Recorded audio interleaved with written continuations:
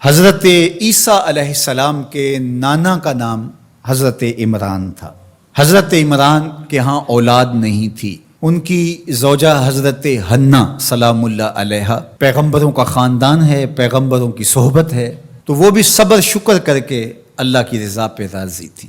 گھر کے صحن کے اندر دوپہر کے وقت چارپائی بچھائے ایک درخت کے نیچے قیلولہ کرنے لگی تو ایک منظر دیکھا کہ درخت پر ایک چڑیا نے گھونسلہ ڈالا ہوا تھا اور اس نے بچے دیے ہوئے تھے۔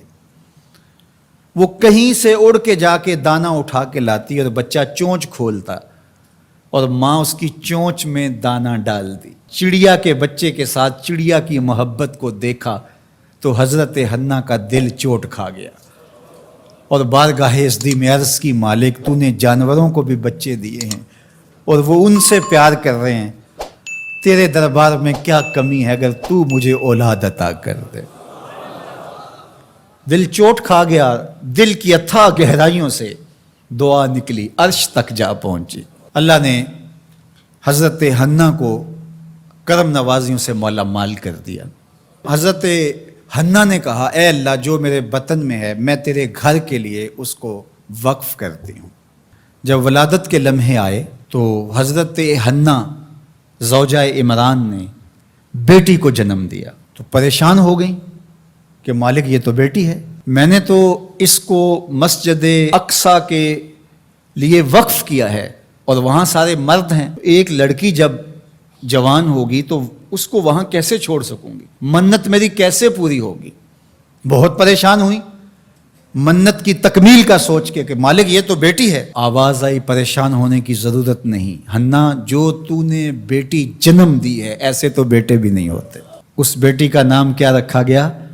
مریم سلام اللہ علیہا۔ بیٹی جوان ہو گئی تو منت یاد آئی کہ اب اس کو بیت المقدس میں ہم نے وقف کرنا ہے۔ پریشانی ہوئی کہ اب 300 حجرے ہیں جن میں مرد ہی مرد ہیں، ایک تنہا عورت کیسے وہاں رہے گی؟ تو یہ سوچا کہ کوئی بوڑھا بزرگ ہو جس کی کفالت میں ان کو دیا جائے تو وہ ان کی دیکھ بھال کرے، ضروریات کو پورا کرے۔ تو بہت سارے لوگ اس سعادت کے لیے تیار ہو گئے۔ پھر قرعہ ڈالا گیا، قرعہ فال نکلا حضرت زکریا علیہ السلام کے نام۔ اللہ کے جلیل القدر پیغمبر اور رشتے میں خالو بھی لگتے تھے، کہا یہ سعادت میرے ذمہ رہی، اور چونکہ ان کے ہاں بھی اولاد نہیں تھی انہیں کہا ٹھیک ہے ہم اسے بیٹی بنا کے اس کا خیال رکھیں گے۔ حضرت زکریا علیہ السلام نے ایک حجرہ مختص کیا حضرت مریم کے لیے اور ان کی ضروریات کو پورا کرتے، کھانا دیتے۔ جب کہیں جانا ہوتا تو حجرے کو باہر سے تالا لگا کے چلے جاتے، افطار کے وقت یا رات کو گئے ہیں تو سحری کے وقت پھر آ جاتے۔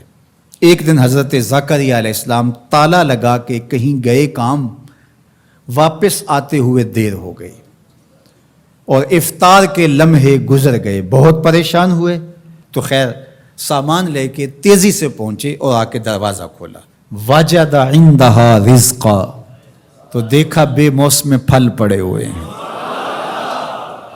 حیرت تو یہ تھی کہ پھل ہیں، دروازہ مقفل ہے، باہر سے کوئی اندر نہیں جا سکتا، اندر سے کوئی باہر نہیں آ سکتا، پھل کیسے آئے؟ پہلی حیرت تو یہ، پھر پھل بھی بے موسم۔ قال یا مریم ان لک ھذا، اے مریم یہ کہاں سے آئے؟ قالت هو من عند اللہ، کہا یہ میرے اللہ کی طرف سے آئے، یہ مجھے میرے رب نے دیے ہیں۔ ان اللہ یرزق من یشاء بغیر حساب، وہ جس کو چاہتا ہے بغیر حساب کے عطا کرتا ہے، اس کے لیے کوئی مشکل نہیں ہے۔ جو ماں کے پیٹ میں بچے کو رزق دیتا ہے، انڈے میں چوزے کو رزق دیتا ہے، وہ حجرہ مریم میں مریم کو رزق نہیں دے سکتا؟ اب حضرت زکریا علیہ السلام کا ذکر آپ نے سنا کہ ان کے ہاں اولاد نہیں تھی، اور عمر کتنی ہو گئی تھی؟ 120 سال، اور آپ کی زوجہ کی عمر 100 سال ہوگی، تو اب تو امید بھی ختم ہو گئی اولاد کی۔ لیکن جب بے موسم پھل دیکھے نا تو اندر چھپی ہوئی امید کی موہوم سی جو چنگاری تھی وہ بھڑک اٹھی، اور حضرت زکریا نے ہاتھ پھیلا لیے، ہنالک دعا زکریا رب، مالک جب تو مریم کو بے موسم پھل دے سکتا ہے، میرے شجر عمر پر اولاد کے آنے کا موسم بیت گیا ہے، لیکن مالک کیا تو مجھے بے موسمی اولاد نہیں دے سکتا؟ حضرت زکریا وہیں کھڑے ہو کے دعا مانگنے لگے. معلوم ہوا جہاں رحمتیں اترتی دکھائی دیں وہاں دعا مانگی جاتی. ہم جب اللہ والوں کی قربت میں جا کے اللہ سے دعا مانگتے ہیں تو کچھ لوگ معترض ہوتے ہیں کہ اللہ تو ہر جگہ موجود ہے، یہاں کیوں مانگ رہے ہو؟